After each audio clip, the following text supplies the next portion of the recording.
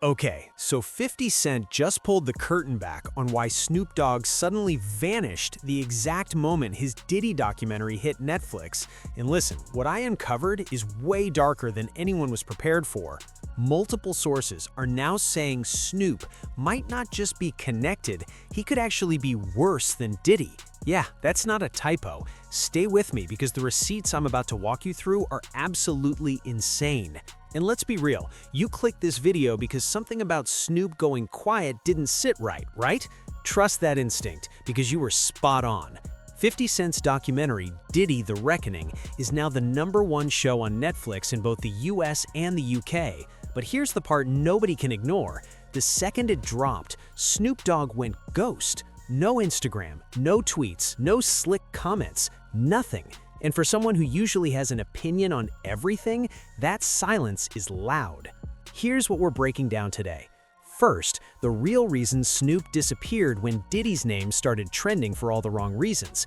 Second, disturbing allegations from people who claim they were actually there, saying Snoop was involved in the same mess as Diddy.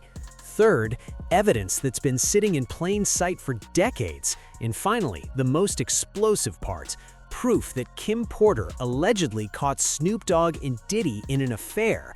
You need to watch all the way to the end because that final detail, it's mind-blowing. I'm serious. Now, before we dive into the heavy stuff, you need to understand just how close Snoop and Diddy really were, because this wasn't some surface-level industry friendship. This was deep. Celebrating his doc, the Reckoning, Sean Combs' The Reckoning being not only #1 in the US, but now #1 in the UK. And he posted some flowers, and y'all know 50 love being fun. When 50 Cent's documentary dropped, it instantly took over Netflix. Everyone was talking about Diddy's alleged crimes. The documentary features victims telling their stories, breaks down the freak-off parties, and basically lays out everything Diddy is accused of doing.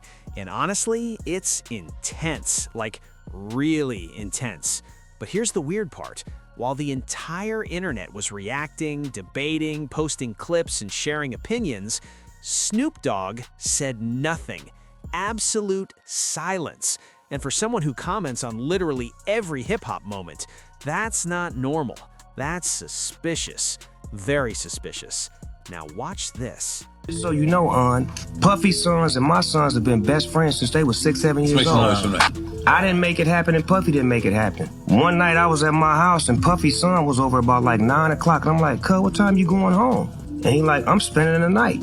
I'm like, did you tell your dad? He like, nah, my mom dropped me off. So Kim, rest in peace, was connecting my kids with Puff kids, and they formed a friendship and a bond. When Justin went to UCLA, my son went to UCLA. When Christian was rapping, my son was rapping. When he was modeling, they was flying over the world together. So they forged a friendship and a brotherhood that me and Puff always had. Snoop once went on TV and casually explained that his sons and Diddy's sons have been best friends since they were 6 years old.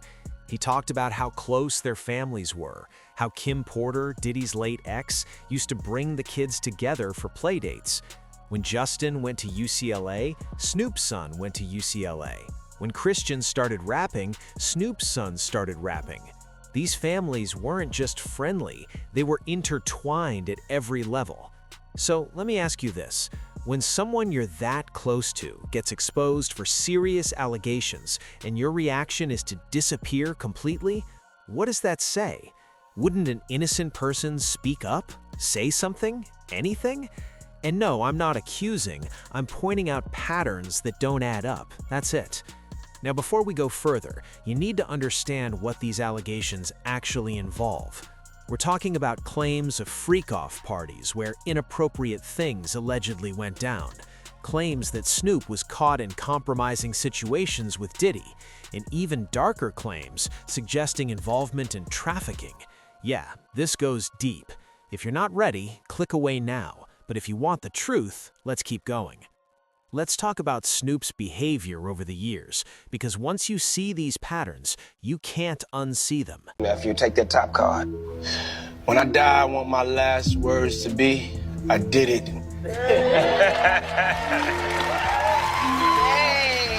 Remember when Diddy once said on TV, "When I die, I want my last words to be, I did it." Go back and watch Snoop's reaction. That awkward smile, that look. It's like he knew exactly what Diddy meant. People are rewatching that clip now and seeing it completely differently, like two people sharing a private joke nobody else is supposed to understand. And honestly, it's creepy. But it gets worse. Way worse. Look, happy to have you back, my man. Man, I ain't went nowhere. I'm closer than you think. Yeah, man, I had to run it back. I mean, the people rock with you, so, you know, it was only right, man. So I gotta ask you, because over the years, man, there's been a lot of confusion. When Tupac got shot in Vegas, was Snoop at the hospital? So, Snoop didn't go nowhere near the hospital. So when it happened, as you know, for some strange reason, but now we know the real reason, Snoop did not attend the fight with us or the club, the after party at Club 662. And what's so crazy about that, we thought it was strange that he wasn't there. This is the first one he didn't attend. And according to Warren G and everybody else, now we know why he didn't. But to get straight to the point was this. I was at my house in Vegas, and I started calling Snoop, telling him, hey, what's up? You know, like it's something wrong with this situation. Pac in the hospital, come holler at him, come check on him. So he drove down, and I was at the house waiting on him. And Tupac's mother was at my house. Suge Knight is currently in prison serving a life sentence, meaning he has nothing to lose. And recently, he dropped a bombshell about the night Tupac was shot in Las Vegas. According to Suge, Snoop was supposed to be at the Mike Tyson fight with them. Tickets bought, plans locked in. Then suddenly, Snoop doesn't show. No fight, no club, nothing. The first event he'd ever skipped with them. Strange timing. Tupac gets shot, he's fighting for his life in the hospital, and Snoop still doesn't show up. Suge says he called him over and over. When Snoop finally came by the house, Tupac's mother was there, clearly distraught, and Snoop allegedly says, "Pac hates me right now, he's mad at me." Then Snoop starts crying and throwing up, like physically getting sick. That's not normal behavior, that's guilt. That's someone who knows something went very wrong. And then it gets even crazier. Warren G, whose family, confirmed Snoop was at his house that night with a walkie-talkie, not a regular one. According to Suge, these were special security radios that worked across the entire West Coast. Only security teams had them. So why did Snoop have one while watching the fight on TV? And why could he allegedly hear everything happening in Vegas, including the shots? Multiple witnesses claim they heard someone say, "Got him," over the radio right after Tupac was hit. I'm just connecting dots. You tell me if that sounds innocent. And death row, y'all don't love us. Y'all don't love us. All on the record, dancing, come to death row. But I was like, damn, we on the same record label. I know these people are really thinking like we are like Coast, West Coast. We got beef with the people we got beef with. But we could go anywhere in the country because we are America's most wanted. Fans have been reanalyzing old interviews from the 90s, paying close attention to Snoop's body language around Tupac. The tension is obvious, the nervous energy, how Snoop stood closer to Diddy's circle than Death Row's during the East Coast versus West Coast beef. People were calling this out back then, saying Snoop betrayed Tupac, but nobody wanted to believe it. He seemed too cool, too chill. But now, the signs were always there. All right, now we're entering the most disturbing part. Buckle up. Put it up a little bit more. Let me see how that. Oh yeah, dang. You know what I'm saying? We don't hold our man hand. We shake it and get it back in our pocket. Right. You know what I'm saying? They got Diddy and Neo. And if you heard Neo's wife call him Little Diddy, that he like freak off, get high and get freak off. They all baby oil you up. Oh man, what the hell is that? You know what I'm saying? Yeah. Not him and his son. That's his son, right? Yeah. A man named Courtney Burgess, a 35-year music industry veteran, recently came forward claiming he has Kim Porter's real memoir, not the fake one her kids denied, the real one with real evidence. According to Courtney, Kim documented everything, photos, proof, details, and hid it because she knew how dangerous Diddy was. Before her mysterious death in 2018, she allegedly handed it all to someone she trusted. In that memoir, Courtney claims there are photos of Snoop and Diddy together in ways straight men don't interact.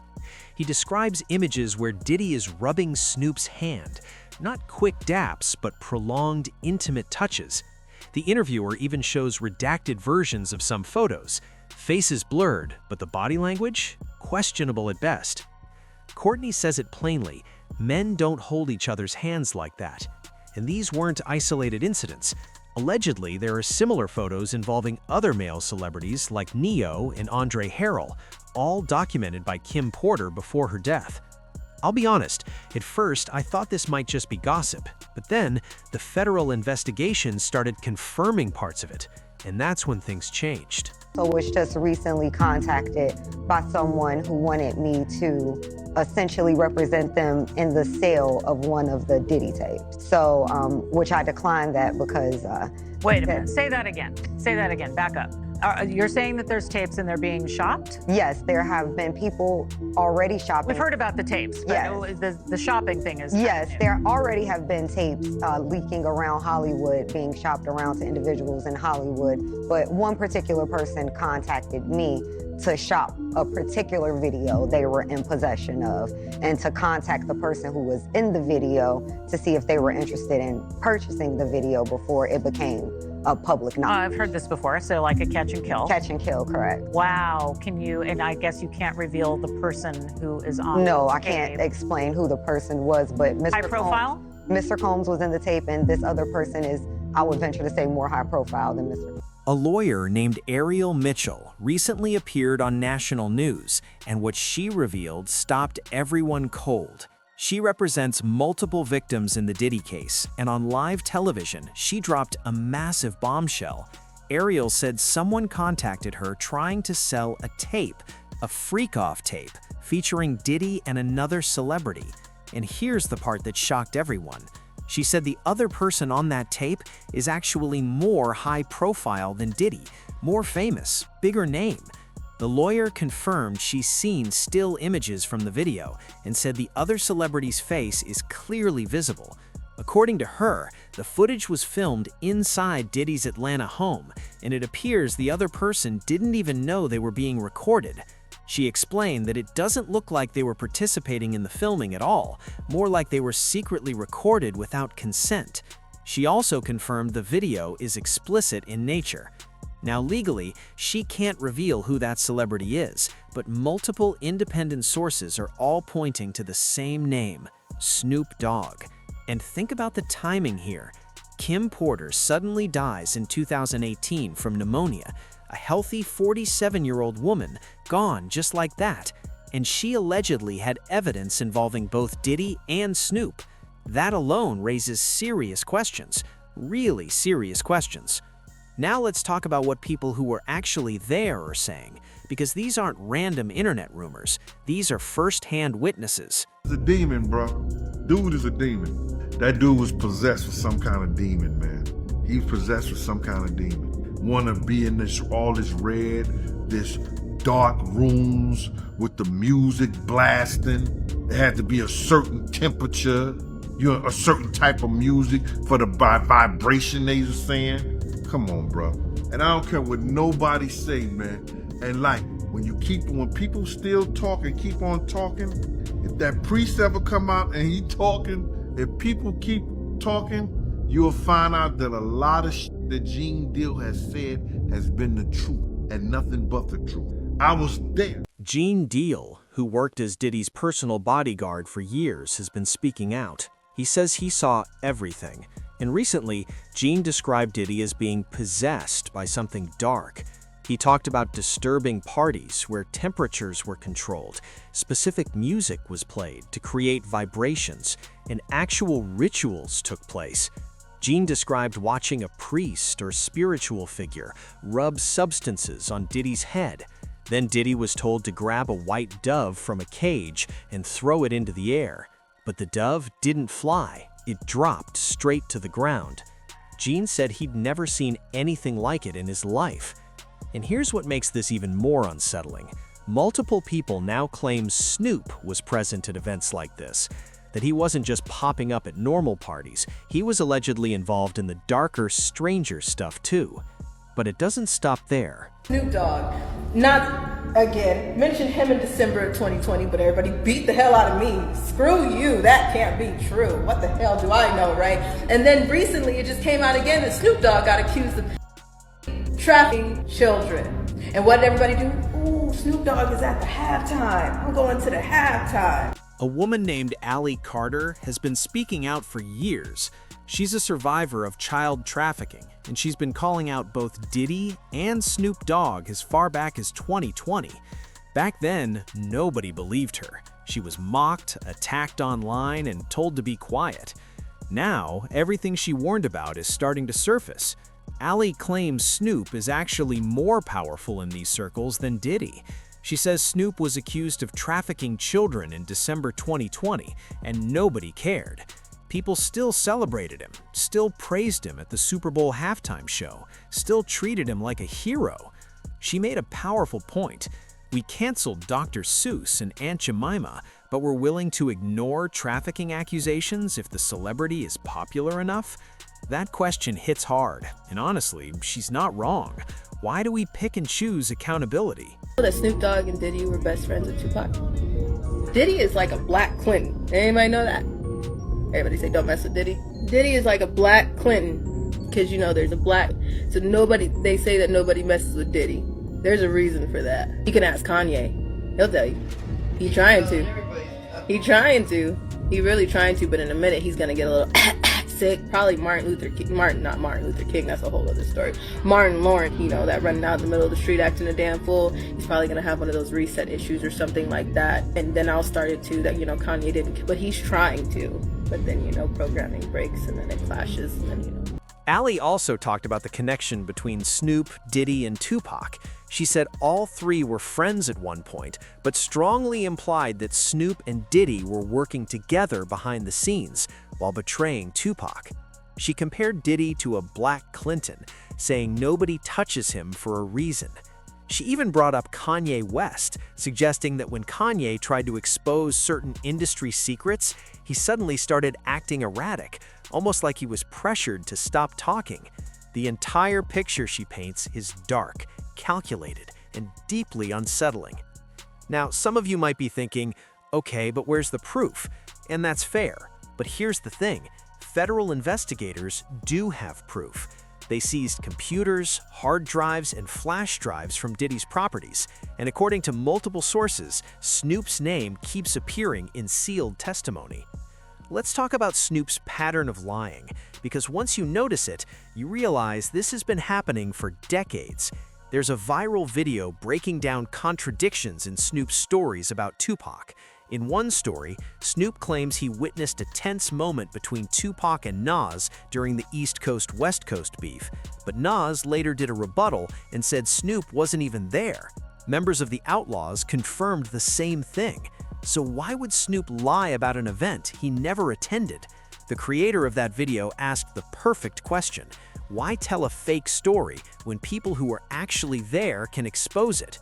The answer seems clear. Snoop needs to tie himself to Tupac to protect his image.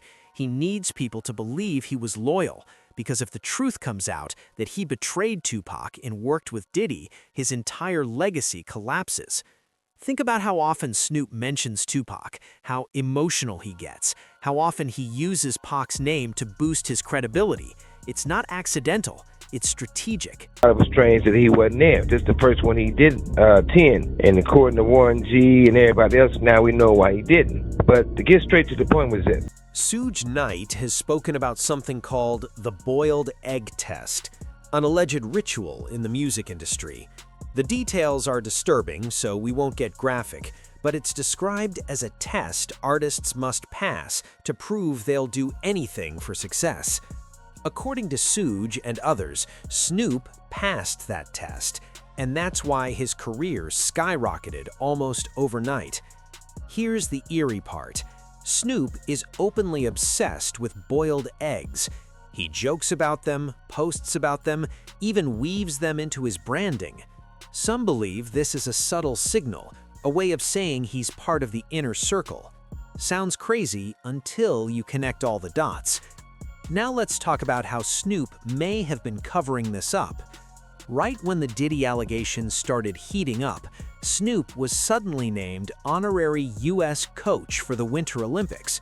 Perfect timing, massive positive press, family-friendly exposure, a clean, lovable image. Then came the commercials, T-Mobile, The Voice, NFL appearances. He was everywhere, all at once, pushing the safest, most wholesome version of himself possible. That's not random, that's damage control. Yeah, man, I mean, I had to bring you back. This documentary got everyone talking, man. A lot of people want to know why you wasn't in it, man. Well, first and foremost, you know, I thought I was going to be in the documentary at first until I started talking to that director. I think her name is Stapleton. I don't know her name. I don't know, man. Me and 50 talked like 45 minutes. The producers had been calling me and everything. So this one night, 50 called me up and, you know, they got him on the phone, man. He was just talking. We was talking about old time shit, you know, sit down with Black Hands, sit down with, you know, with Puff Kids, the whole Puff situation, and this documentary that he's gonna be doing. You know what I'm saying? So I told him that I was going to, you know, have Kirk and Tim. Kirk will be the one who talk about the business part of it. Tim would be the one who talk about the growing up phase with Diddy and everything like, and over there working in the record industry with him and stuff like that. They was like family. And I was gonna talk about, you know, the street stuff, what was going on with Bad Boy, you know, with the security, with Wolf, with the city college, with, you know, the time that I knew about when I was with him up until about early 2004 or something like that. But basically the streets and then the traveling with him and the atmosphere and everything. And then go back into the Notorious Big stuff with the Tupac and the whole 9 yards, all the stuff that I knew. Gene Deal later explained why he wasn't featured in 50 Cent's documentary. He said the producers tried to underpay him, but more importantly, the documentary left out major details. According to Gene, key information that would have made things far worse was deliberately excluded. He said Snoop's name kept coming up when discussing who was really involved. Gene brought up the 1991 City College tragedy, where 9 people died at a Diddy-hosted event, implying more people knew what was happening than the documentary revealed. He suggested Snoop knew certain things and stayed silent. Gene also confirmed federal investigators have been collecting evidence for years and that sealed testimonies name specific celebrities. More indictments may be coming. And here's the kicker. If Gene Deal, who despises Suge Knight, still confirms parts of Suge's claims about Snoop, that matters.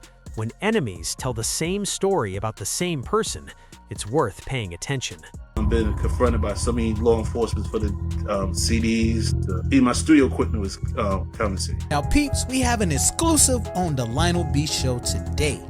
A Diddy insider sat down with me to talk about the Diddy celebrity tapes he has possession of, and also exclusive details surrounding Diddy and Gene Deal's involvement. Industry insiders often speak in code. Phrases like sitting in the director's chair or being on the director's lap are used to describe compromising situations that allegedly lead to career success. Multiple witnesses say Snoop's career exploded after these encounters. Sudden deals, sudden protection, sudden untouchable status. That kind of industry shield doesn't come for free. According to these sources, Snoop isn't protected because he's innocent. He's protected because he's part of the system, not someone who escaped it, but someone who became part of it. So, let's bring this together. Why did Snoop Dogg disappear when 50 Cent's documentary dropped? Here's what we know. Federal agents seized explicit footage. A lawyer confirmed tapes exist involving bigger celebrities. Multiple sources claim Snoop is on those tapes. Kim Porter allegedly documented his relationship with Diddy before her mysterious death. Industry insiders are finally speaking, and Snoop's response? Total silence. Innocent people don't react like this. If you were falsely accused of trafficking in freak-offs, wouldn't you speak up? Sue? Deny it? But Snoop hasn't done any of that. He vanished, and that silence is louder than any statement. Think about it. Snoop is usually the loudest voice in the room, always online, always commenting, but when his closest associate gets exposed, nothing. That's not loyalty, that's self-preservation. And the scariest part? Sources say this is just the beginning. More names are coming, more testimony will be unsealed, and Snoop's name keeps appearing behind closed doors. 50 Cent knows something. That's why he made the documentary. That's why he's been hinting for years. And that's likely why Snoop went dark, because he knows 50 has receipts. I know this is heavy, but these conversations matter. We can't keep protecting powerful figures just because we love their music. If these allegations are true, and there's a growing amount of evidence suggesting they are, then Snoop Dogg has been playing a role for decades. So I want to hear from you. Do you think Snoop is hiding something? Do you believe he'll be named in future indictments? And how should fans respond if all of this comes out as true? Drop your thoughts in the comments. I read them all. Thanks for sticking through this. These stories need to be told, victims need to be heard, and accountability shouldn't stop at fame. Hit subscribe and turn on notifications, because this story is far from over. New information is coming out daily, and this could become the biggest scandal hip-hop has ever seen. I'll see you in the next video. Stay safe out there.